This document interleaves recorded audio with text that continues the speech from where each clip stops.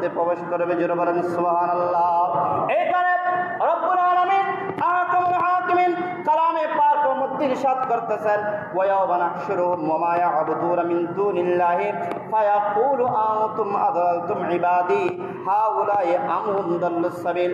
এবং দুনিয়ার জমিনের মধ্যে আমি কতগুলো বান্দা পাঠিয়েছি এবং যে এলম অর্জন করে তারা নিজেরাই পথভ্রষ্ট হয়ে যায়, এবং যে জ্ঞান অর্জন করে অন্যদেরকে পথভ্রষ্ট করে দেয়, এবং যে জ্ঞান অর্জন করে তাদের খবরকে অন্ধকার করে নেয়, এবং যে জ্ঞান অর্জন করে তারা আখিরাতকে অন্ধকার করে নেয়, যে জ্ঞান অর্জন করে ফুল সিরাত মিজান সহ সমস্ত খোদার কায়নাতের মধ্যে যত কিছু ধারাবাহিকতা হিসাব নিকাশ রয়েছে সমস্ত হিসাব নিকাশ তারা নিজেরাই ধ্বংস করে নেয়। এবং কাল কিয়ামতের ময়দানে আমি রব্বুল আলামিন তাদেরকে জিজ্ঞেস করব, এবং যারা পথভ্রষ্ট হয়ে গেছে তাদের থেকে জিজ্ঞেস করব, কিন্তু যারা পথভ্রষ্ট করেছে তাদের থেকে কোনো সওয়াল জবাব হবে না, কিন্তু তারা শাস্তির যোগ্যতা পাবে এবং তারা শাস্তির যোগ্য হবে, কিন্তু তাদের থেকে কোনো সওয়াল জবাব হবে না। কেন? আমি রব্বুল আলামিন তো দুনিয়ার জমিনের মধ্যে কাউকে মস্তিষ্ক কম দিয়ে সৃষ্টি করে নাই, আমি সমপরিমাণ মস্তিষ্ক দিয়ে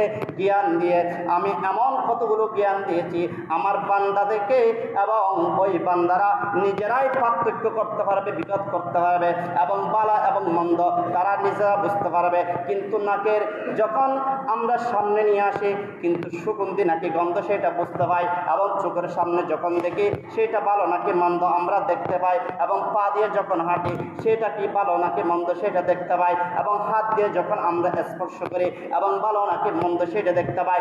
আমি রব্বুল আলামিন আহকামুল হাকিমিন প্রত্যেকটা স্তরে স্তরে প্রত্যেকটা মকামে মকামে প্রত্যেকটা সময়ের মধ্যে প্রত্যেকটা কালের মধ্যে আমি রব্বুল আলামিন আমার বান্দাদেরকে কোনো কিছু অপূর্ণ করে রাখি নাই, এবং সম্পূর্ণ আমি সুস্থভাবে এবং পরিপূর্ণভাবে আমি রব্বুল আলামিন ওই দিন থেকে যেই দিন ইন্নাদ-দীনা ইনদাল্লাহিল ইসলাম আমি ইসলামকে মনোনীত ধর্ম হিসাবে আমি বলেছি, আমি রব্বুল আলামিন বলেছি।